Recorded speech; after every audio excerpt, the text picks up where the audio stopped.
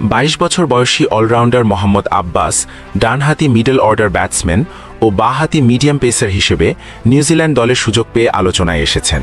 যদিও তিনি একেবারে নতুন নন।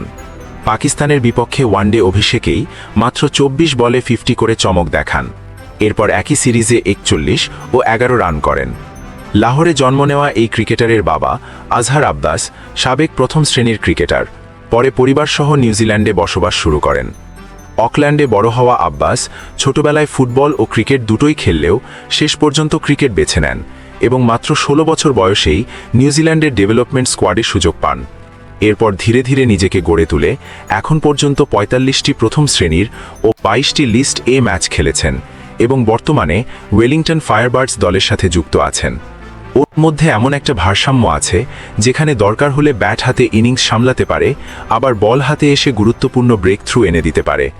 বড় খেলোয়াড়দের যেটা আলাদা করে ম্যাচের কঠিন সময় নিজের উপস্থিতি বোঝানো, সেই গুণটাই ধীরে ধীরে দেখা যাচ্ছে মোহাম্মদ আব্বাসের মধ্যে। যদি এই ধারাবাহিকতা ধরে রাখতে পারে তাহলে শুধু সম্ভাবনা নয়, বাস্তবেই দলের ভরসার নাম হয়ে উঠতে পারে।